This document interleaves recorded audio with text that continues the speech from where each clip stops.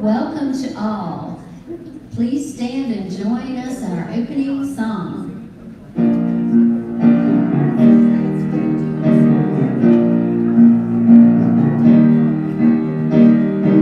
Standing outside the door of love and mercy, you wonder if there's a place there for you. You know there's peace inside, but still you're searching for someone who understands the pain you've been through. While the Spirit waits with open arms, it's calling out your name. Come on in, welcome home. You are loved, you belong here now. No matter where you've been, come on in, come on in, come on in. You'll find a place of rest in the arms of Spirit. It's waiting so long for your homecoming day. It knows the peace you need and hurts your feeling. It wants to hold you and to wipe your tears away.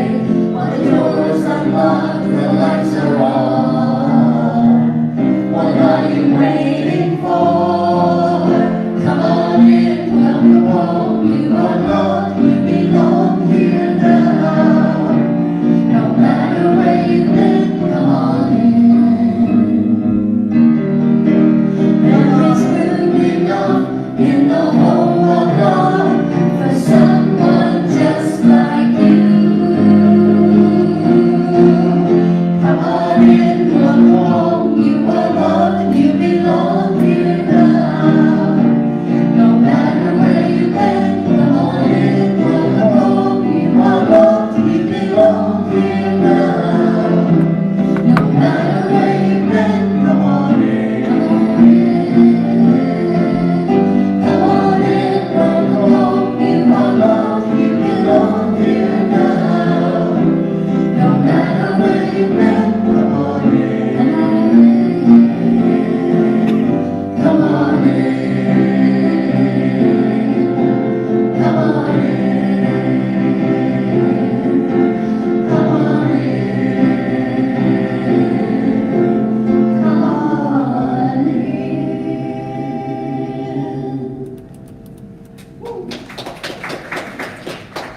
Thank you, Celebration Singers, and welcome to Unity of Wilmington on this wonderful Sunday morning. I'm Lady Barger. I'm Vice President of the board here, and I'm your host platform for the day. So I'd like to introduce you who we're going to have on stage with me.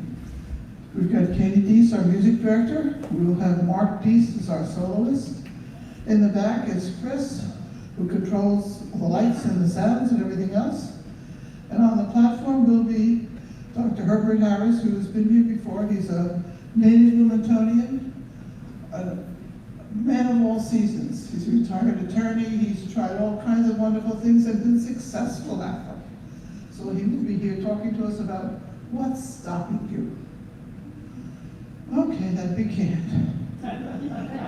So I'd like to welcome anybody who is here for the first time. If you'd like to identify yourself, we'll just say hi and welcome. I'd like to also welcome anybody who's been here for the second or third time. Glad you're back, and please keep on coming back. As we usually start, I invite you to join me in our declaration of our belief. There's only one presence and one power, active in the universe and in my life. God, the good omnipotence. And then our affirmations, which guide us through each and every day. I am a beloved expression of God. I am here for a holy purpose. And I'm in the right place at the right time, right now. So because of that, we're going to have Mark sing for us.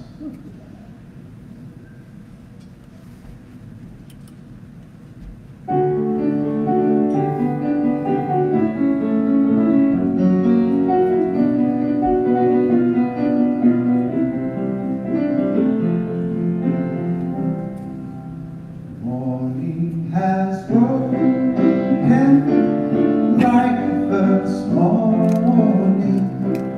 Blackbird has spoken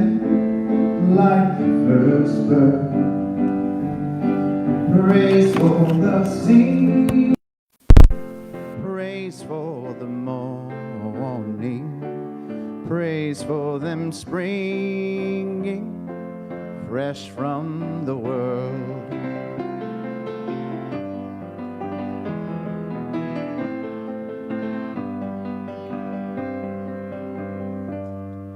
Sweet the rain's new fall, sunlit from heaven, like the first dew fall on the first grass. Praise for the sweetness of the wet garden, sprung in completeness where his feet pass.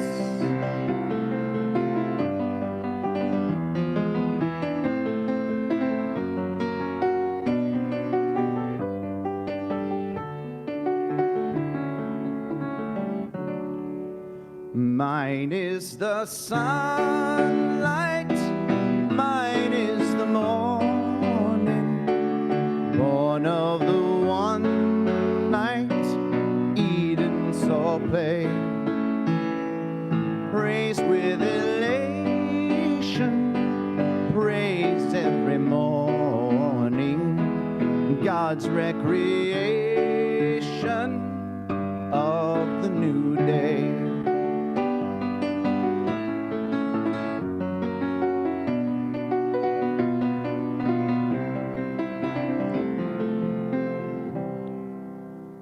Morning has broken like the first morning. Blackbird has spoken like the first bird. Praise for the singing, praise for the morning, praise for them springing fresh from the world.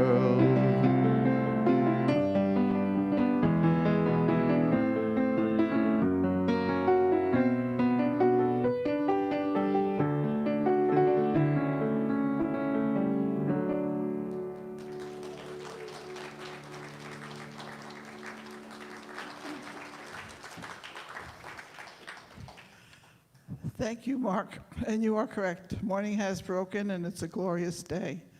Without further ado, I'd like to introduce Dr. Herbert Harris, who's going to talk about how to get us going and not being stopped. Thank you so much,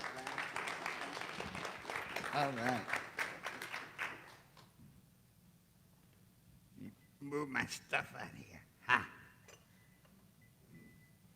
Katie, I'm only 263 lessons from playing like you.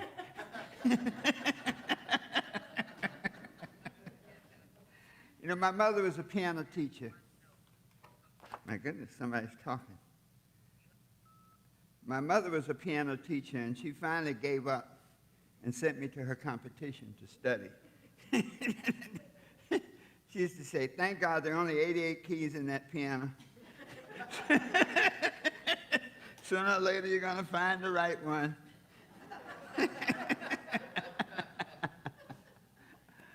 Oh, I love music, and Mark, I'm taking vocal lessons. Sandra, by the way, who is the wind beneath my wings, does not totally believe in my singing ability. But I always like to acknowledge her for all her political work as a former city council member and a former member of the State House of Representatives. Sandra, just stand. I'll hear from you when I get home, I know. She said, "You're screeching." Now, that's what you call timbre, isn't it? Anyway, thank the board of directors for another opportunity to speak here, and I'm always overjoyed. And it was beautiful because the times lined up. Lenny and Gail sent me an email, and I'm like, okay, yep, I'm here. I love it. You all are such a great audience. I appreciate being here, and as much as possible, love being with you. You know, our topic for today is what's stopping you, and it's kind of a sequence. We talked about updating your goals last time. And it's kind of a sequence because once you update your goals, then what's stopping you? You know, it always seems so simple that you just jump into it and do it, but there's always stuff stopping you. I also like to, and those of you who've been here before know my style, I like a little interaction so that all of us do this thing together. You know, as I tell you, if it's a bad service, we did it. If everybody says, man, that's the worst message I ever heard, and I'm going to say, well, we all did it together. But if they say, man, that's incredible, you spoke like you looking Jesus right in the face, you know, then we'll say, hey, I did it, okay? That was one of my aunt's sayings, that when a preacher really got going, she used to say, man, he's preaching like he's looking Jesus right in the face. I'm like, okay, gotcha. All right, I love affirmations and love participation. You know, often I say, how do you feel? Then you say, great. Let's try that. How do you feel? Great. How about loved? How do you feel? Loved. How about happy? How do you feel? Happy. Now let's give it, that doesn't sound like you're really happy. It's like, I'm happy with a small h. Let's try it again. Happy with a big H. How do you feel? Happy. Beautiful, beautiful. You know, we program ourselves. You know, we decide whether we're going to have a good day or not. You know, sometimes we abdicate it. You know, we say, well, we listen to the news, and based on the news, I don't think there's anything good going on in the world. So how we say things programs us. I love to do affirmations every day because affirmations tie down the ideas that you want to really live by that day. So if you say, I feel great today, that programs your day. So let's try that together. I feel great today, together. I feel great today. Now, you know what? How about love? You know, I feel it. Well, I'm just dropping stuff. It's called the dropsy. I don't know if that's an official term. You remember anybody having the dropsy? I feel loving today. There's need for so much love in the world right now. And so let us start to program ourselves. I feel loving today, together. I feel loving today. All right. You know, as you know, I am a Bible teacher who spent some time actually in the Holy Land. One of the great blessings, I spent time traveling through Jerusalem, Jericho, and so many of the places in the Bible, I actually saw them. It's amazing when you see they're really places. You know, there's really a Sea of Galilee, which is really a lake. You know, there's really Capernaum, where Peter had his home. There's the mountain of the Transfiguration. That when you really see those things, it gives the Bible an entirely different perspective. You really see it from a spiritual point of view and as a symbolic point of view. So when I teach, I like to use the Bible as a frame of reference for the point of bringing the principles in the Bible. I'm not so interested in who said what. You know, John said this, Mary said that. How do you know you weren't there? But there's a principle involved. Everything in the Bible is about principles, things that make sense, things that can guide our lives. So with using the Bible as a source of reference, I like to open with a quote, and it says, there's so much world to see. What's stopping you from flying free?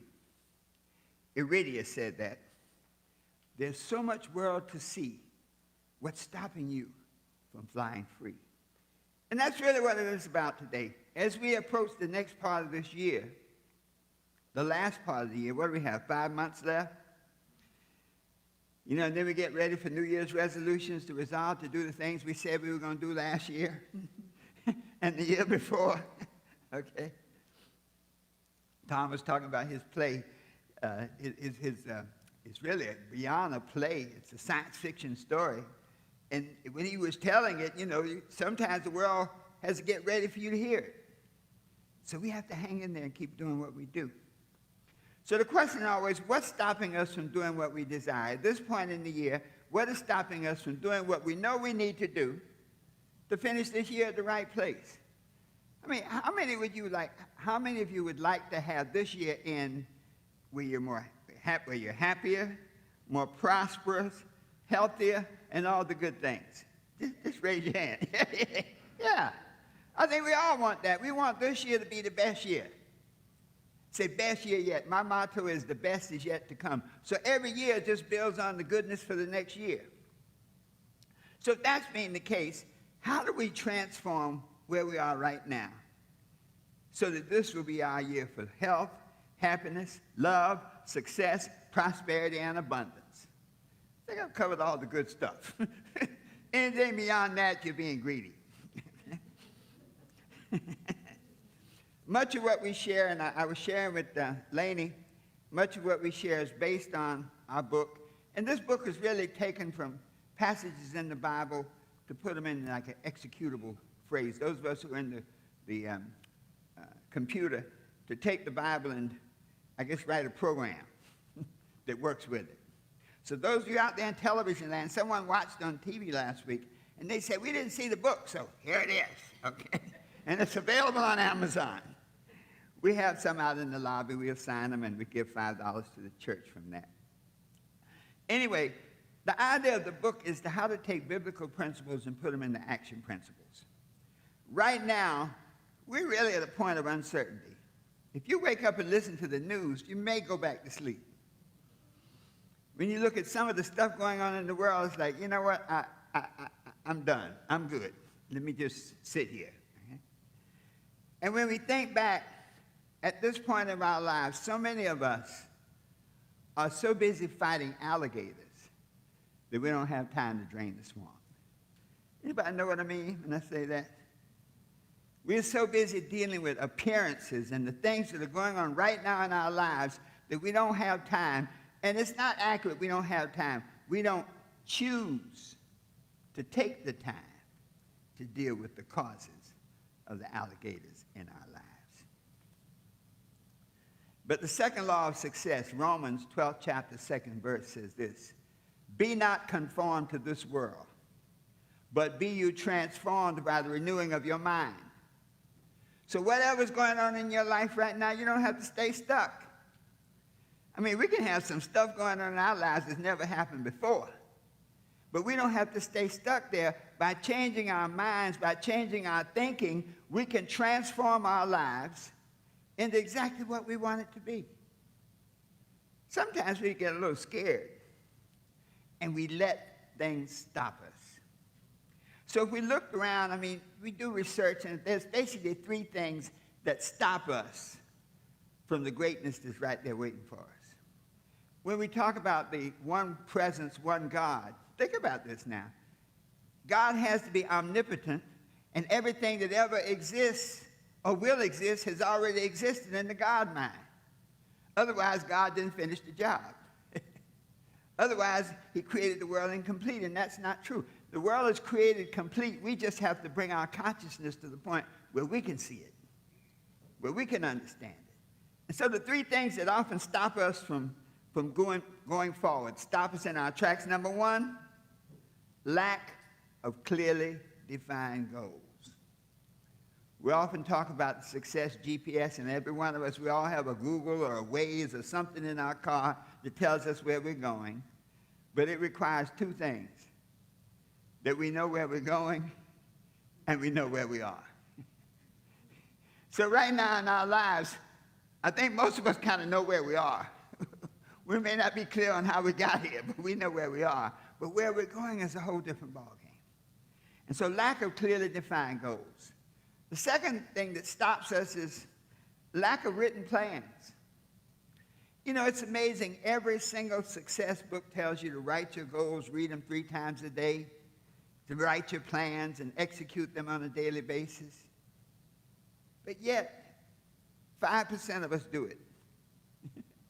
95% of us basically do it. Don't do it. Well, the old Harvard study, I think it said 84% of the people don't have any written plans, don't have any thoughts about what they want to be. They just hang out riding on the river of life. The third thing that stops us is lack of effective action. We study, we write, and we do everything but something. We don't take action. So these three things, I think, if we can overcome these three things: lack of clearly defined goals, lack of written plans, and take action, then anything we say we want, we can have.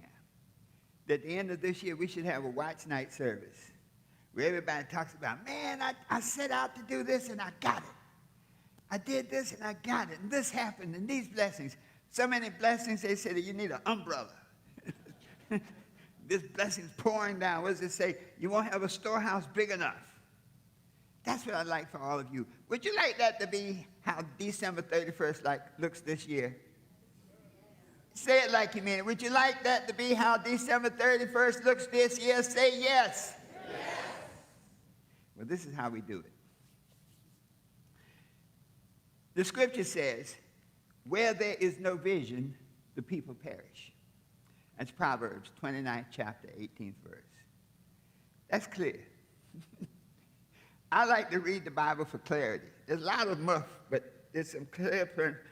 Where there is no vision, the people perish, but they, I like to write in the universal term, because the Bible is written for men.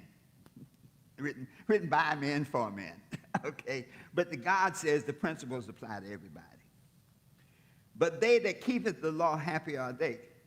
So if you follow the principles of success, and the laws are the principles, the spiritual principles, then you can create the success in your life that you desire. So what's the relationship between vision and goals? Your goals are the stair steps to your vision. And your vision is the doorway to your purpose. We always talk about living your vision.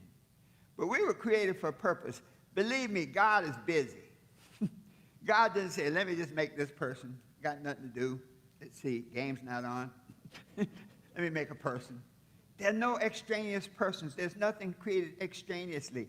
Everything was created for a purpose, but we realize our purpose by seeing the vision, by using goals to get to that vision. And once we see the vision, the purpose becomes clear. You know, we only see what we have the consciousness of seeing. As we climb higher up the mountain of consciousness, we can see more, and then we can be more. So when we talk about goals, we talked about goals before. Your goals must be smart. Every book tells. They must be specific. They must be measurable. They must be set in advance. They must be realistic based on where you are. They must cover a certain time period. All that's true. But there's another aspect to goals. There's that personal, emotional aspect to goals. You know, many of us are living goals that we didn't even set for ourselves. I know it's hard to believe I'm over 50. Somebody said, no, it's not. But I found just a few years ago that one of the things I really was pursuing in my life was something I really didn't like doing. It was something my mother always wanted me to do, always wanted me to be. I don't know if you've ever felt that. Anybody ever felt that you were living somebody else's dream, living what somebody else wanted you to be, do, and have? So when we start looking at personal goals on the emotional level, and it's important because until you can see the emotional side of goals, you may not have the necessary energy to accomplish them. If you're not accomplishing many of the goals in your life, there's a good chance it may be because you have not made that personal emotional connection. And see, that personal emotional connection is what gives you the vibrations, the energy, the level of desire to make it happen. You know, the law of relativity, Einstein, E equals mc squared. On a spiritual level, E is energy or vibration. Tom and I are together on that. Energy and vibration. M is manifestation. And so spiritually, there's a relationship between anything that's happening in your life and the vibrations you send out. They popularize it, calling it the law of attraction in a simplistic way. But it's much bigger than that. The law of vibration says that whatever you're sending out, always you attract back into your life. So let's look at our goals from a vibrational point of view. And I like to ask 5 questions when you start to set your goals now. Number 1, is this something you really enjoy doing? If you don't really enjoy the things you set as goals for yourself, you probably won't achieve them. And that's why when other people set goals for you, it's like a job. You know, most of us, I'm not that excited about having a job. It's necessary, but can you imagine what your life would be like if you loved your job? Like 9 o'clock, why can't I come in at 8? Why can't I stay till midnight? You know, I love this job. If you have that kind of relationship with the job, you'll probably be the CEO. So, is it something you really enjoy doing? Number 2, is it something you're good at? You know, sometimes we can want to do something, but we're just not good at it. I mean, I really wanted to sing. I'm a good songwriter, but I couldn't sing my own songs. I used to hum it.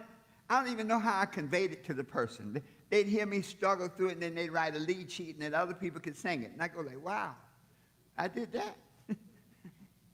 But it was a lack of belief in myself. It was my own stopping myself from believing that I could sing. So I wasn't good at it, and I didn't succeed at it. Okay? If you find one of my records, you'll have to find one of my records. You'll probably need a detective to find one of my records. Okay? So I really wasn't good at it, but I liked it. The third thing is something you want to do for free. That's where a lot of us get a little tricky. Well, I do it for free. I think back, my middle son, Sean, one day he asked a question. He said, Dad, how do you figure out what you want to do in life? Have you ever wondered about that? How do you figure out what you want to do in life? And my answer was, figure out what you like, what you're good at, and then how to get paid for doing it. I told him that, and he listened. He said, well, I like being a disc jockey. I said, good. He said, how are you good at it? He said, I'm a great disc jockey. Great. Well, how are you going to get paid? He went down to the radio station. I mean, he wanted to skip he was doing the little DJing with his friends. He went to the radio station and said, I want to be a DJ here. You know what they said? Ha! No way. You got no experience. You haven't been to school. You don't know how to do any of this stuff. But now, you know what he was willing to do? He said, well, what do you have what kind of work you have? He said, well, we have a maintenance position. It's how to call it, maintenance position. Okay. He took it. Now, if he wasn't willing to work for free with respect to his dreams, he would have never been in the door. Many times you have to be willing to work for free. You know, the whole apprenticeship program, you remember the days when you used to have apprentices? And sometimes you even had to pay to be with an apprentice. We don't have that anymore, and I think it shows in the level of, excellence that we see demonstrated in the products that people deliver and what people do. So he was working at the radio station. Being in the building, he learned how to do everything, how to put the CD, what they call it, the bus thing in, and adjust the mics, and he was always asking questions. And one night, about 10 or 12, he was getting ready to leave. The owner called, and he says, where's the guy who's the DJ? He said, well, he's not here yet. Oh, I said, oh, my goodness. I can't get there for an hour. He says, do you know how to, can you put the thing on automatic? Sean said, sure. I've been doing that. I can do it. He said, let me walk you through it. He was patient enough to let the guy tell him what he already knew. Got off the phone. 12 o'clock came. You think he put the bus in? He said, good evening, ladies and gentlemen. This is Sean, the love man, coming to you tonight at 12 to bring you to a high level of understanding. By 1:30, he had the job.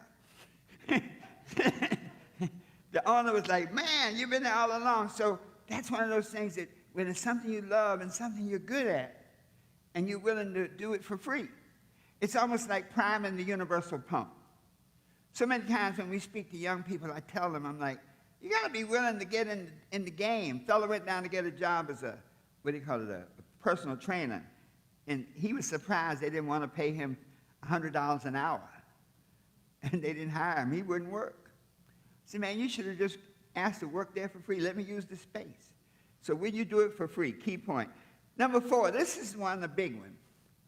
One of the most powerful spiritual principles when the master teacher said, the second commandment is, do unto others as you would have them do unto you.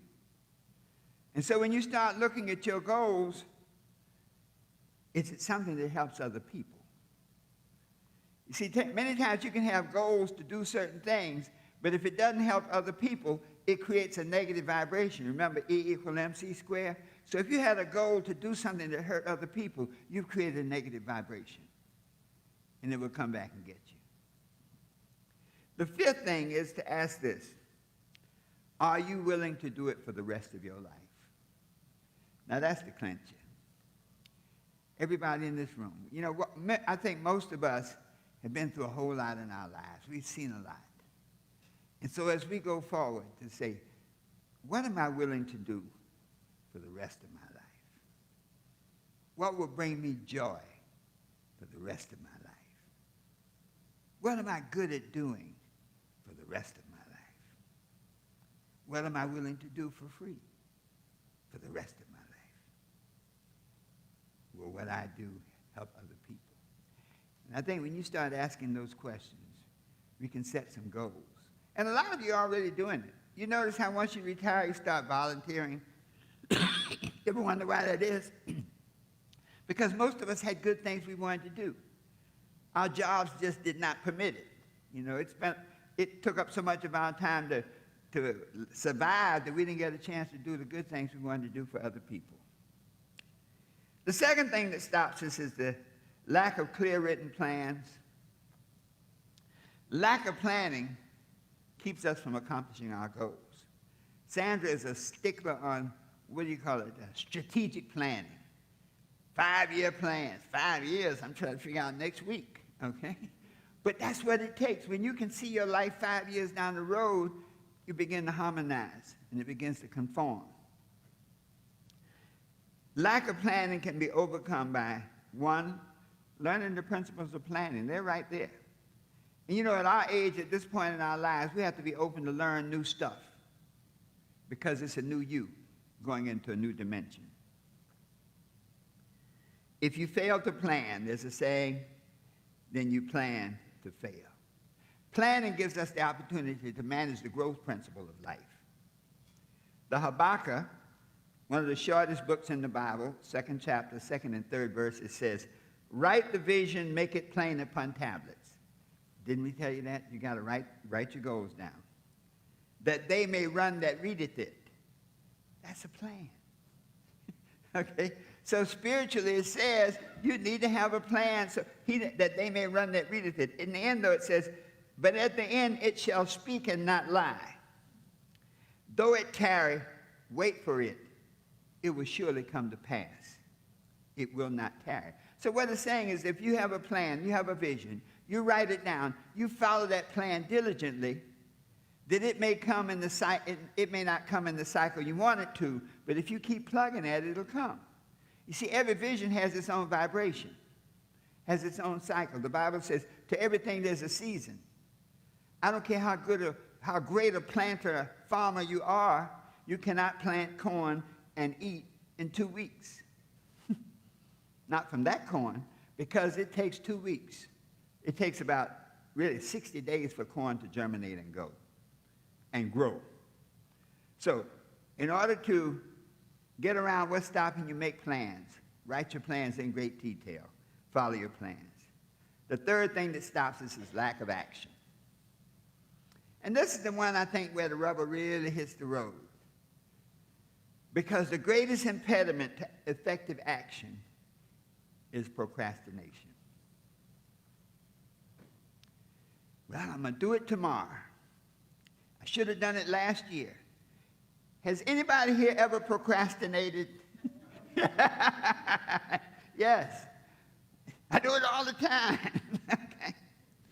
Procrastination is the thief of dreams.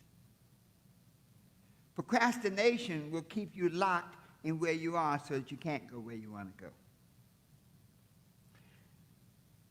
There's a beautiful saying. It says, yesterday is a canceled check. Tomorrow is a promissory note. Today is legal tender. There's a scripture in Joshua that says, choose this day whom you will serve. And you often wonder, what does that mean? Procrastination deals with time. Time, now, this moment, the presence is God's gift to us. What we do with that time, the presence, is our gift to God. And that's really the choices we make. So we choose to overcome procrastination by choosing to do it now. We ask that powerful question, what is the best use of my time right now? When I consider my goals, my vision, and my purpose. I'm going to say that, and I want you to repeat after me, because this is a power question. I want you to carry it in your head, and from day to day, moment to moment, as you make choices about how to allocate your activities, to ask this question. And I'll say it, and then you can repeat after me. What is the best use of my time right now? When I consider my goals, my vision, and my purpose. Give yourselves a hand.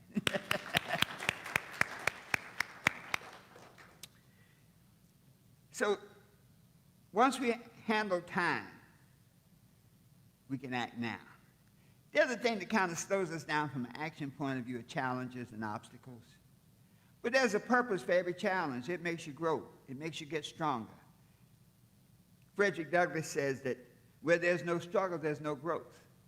So if you're not experiencing any, you might say, obstacles in your life, right now you're probably not doing anything effectively.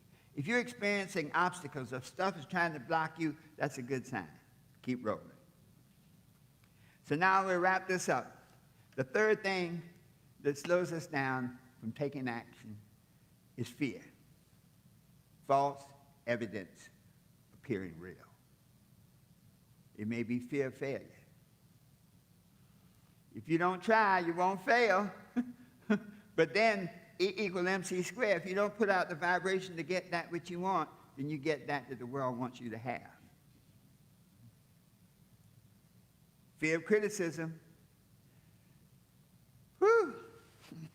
Anybody live around critical people who have something to say about everything about that you do? You know, criticism is like a sword. It can either carve or it can kill you. When criticism comes from somebody who's been where you want to go, who's been through the fire, listen to them. But it's interesting. People who've been there, somehow when they tell you how to do it, when they make constructive criticism, it doesn't make you feel bad. If the criticizer makes you feel bad, run. Fear of change. Many of us get so comfortable fighting alligators that we don't want to drain the swamp. Like, I love these alligators. I'm learning to speak alligator. That fear of change can keep us locked where we are. And then finally, the fear of looking bad. You can tell I always had that fear, because I always try to look good. You know, when you worry about looking bad, guess what? That's in somebody else's eyes. So don't worry about what somebody else thinks about how you look, how you dress, how you talk. Have confidence in yourself that you have the ability to do exactly what you want to do, when you want to do it, how you want to do it. So let's summarize. Number one, let's get clearly defined goals. I recommend that you go home tonight and make a list of the things you're good at. Make a list of the things you really like doing. Make a list of the things you'll do for free. Make a list of the things you really enjoy. Make a list of the things that help others. And most of all, make a list of things you want your life to have stood for. When there's a preacher used to preach a sermon, the dash between the dots, between the dates, so that dash between the dates in your life can be more meaningful. Use clarity, this emotional piece of constructing your goals so that you now create the vibration strong enough to create that desire. Because the thing about this is, once you create the goals, once you create that deep vibration, something happens. I'll show you something. We call this the jar of possibilities, the jar of dreams, the jar of hopes. These are your goals. And see, once you define your goals on a very emotional level, the plans and the actions begin to take care of themselves. Because when you put your goals into the sea of possibilities, it draws to it that which it needs to do what you must do. And so, to wrap up, when we have the ability to create the dreams that we desire, when we have the ability to make action plans and live by them day in and day out, moment to moment, using time as our great gift, when we have the ability to take action, continuous action, no matter what, then we can be whatever we want to be. We can do whatever we want to do, and we can have whatever we want to have. So now let us stand, and we're going to close out together, because I want us to affirm these things together. I'll say it, you repeat after me. Today is my day for health. Today is my day for health. Happiness. Happiness. Love. Love. Success. Success.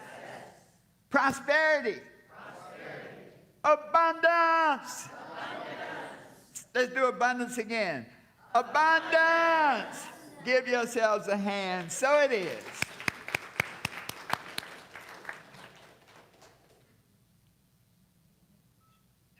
You may be seated. I was ready to fly, right? Woo! We're going out of here. I have enjoyed you all today. Was this helpful? Wow. I love being here. So let us do our meditation. Just sit straight up in our seats. Close your outer eyes. Open your inner eyes. And take a deep breath. Hold it. Let it out slowly.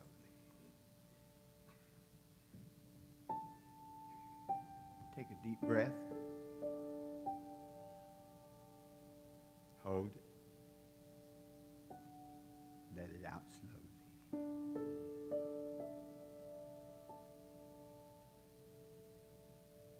I am at peace with myself. Let us affirm that together. I am at peace with myself. Once more. I am at peace with myself. Just let that peace sink in. And then this meditation, we like to look at the mountain of consciousness. We see that mountain in the horizon. We move toward that mountain. And as we begin to climb, we feel the wind of truth caressing our face. As we climb that mountain, we see the wind of clarity caressing our body. And as we climb this mountain, we feel a healing wind, a powerful healing wind that touches our body from the top of our heads through our face, through our neck, through our chest and into our lungs. This healing wind penetrates our entire body, moving down through our heart, through our organs, bringing light, bringing healing, bringing wholeness. as this healing wind, this healing vibration passes through our body, from our waist on down through our legs, tips of our toes, passing through our thighs, through our knees, through our ankles, through our feet. And in this healing spirit, in this healing vibration, know that all is well. All is healed. All is good. And affirm after me, all is well together. All is well. All is good. All is good. All is healed. All is healed.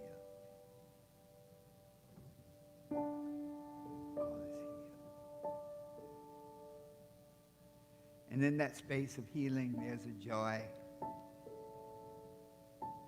that makes our heart just move a little quicker, beat a little faster. A joy of confirmation that truly all is well. Take a deep breath. Let it out slowly.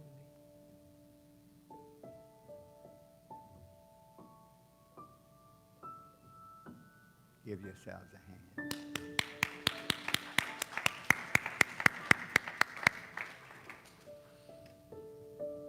So it is.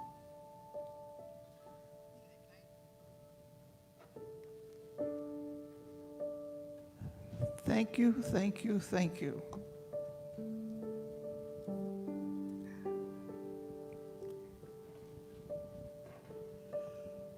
Wow. There's no stopping us now, is there? I forgot to welcome everybody that's out there in cyberspace. Welcome to Unity of Wilmington. I'm glad you're here to join us this day. And it's been a very exciting day thus far, with beautiful music, Dr. Harris, and you, all of us here. So we invite you now to share your wealth and your abundance generously through Venmo, on Facebook, and in our basket as the ushers and greeters come forward. Please join us first in saying our mudra. Divine love, through me, blesses and multiplies all that I am, all that I give, and all that I receive. And thank you, thank you, thank you for your love and your generosity. Mark, you're on.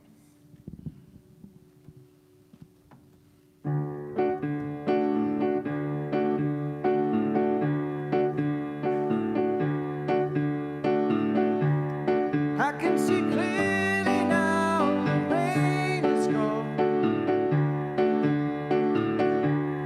I can see all obstacles in my way. Gone are the dark clouds that had me blind. It's gonna be a bright, bright, sunshiny day. It's gonna be a bright, bright, sunshiny day. I think I can make it now, the pain is gone. And all of the bad feelings have disappeared. Here is the rainbow I've been praying for. It's gonna be a bright, bright,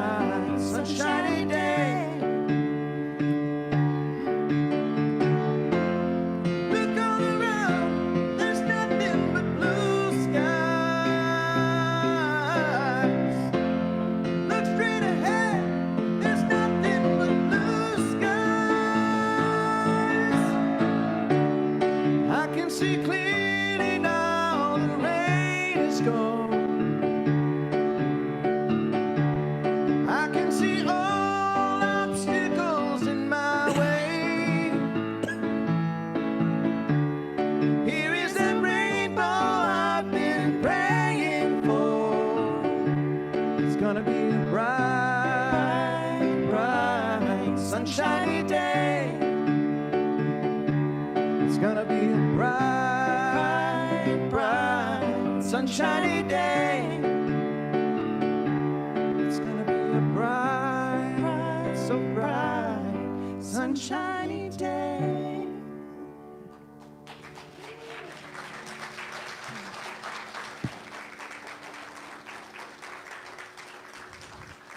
And you are absolutely right. It is a bright, bright, bright, sunshiny day. Never failing, we always have some announcements on our way out the door. Next Sunday, the 14th, we are going to have Sunday. We're inviting people to share ice cream treats, Eskimo pies, fudgicles, what else we have, Klondike bars, any kind of novelty things that you can find. We will share. This is a fundraising event, so it will cost you something to bring your ice cream and buy it back again. But enjoy anyway. We are going to have a good time with it. Then the second thing is that the following Saturday will be a major Zoom event. We started a couple months ago with Recipe for Success, a stepping stone. We did the whys, we have them, and now we're going to talk about the hows and the why nots on our Zoom thing on the 20th. You need to sign up in the back so that you will get the Zoom connection that you can join us. It will be in Zoom. It will be Saturday from 10 until 1. So you either do that in the back or sign up with Wendy. That Sunday, the 21st, we will have a community connection after the service for about a half hour. We will let you know where we are and hopefully ask where you are and answer any questions or make comments on what's working or what's not working.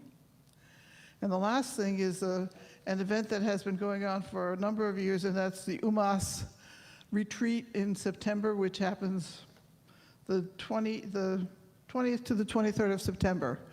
Go online and find out about it. It's a major retreat, and it's in the mountains in the western part of the state.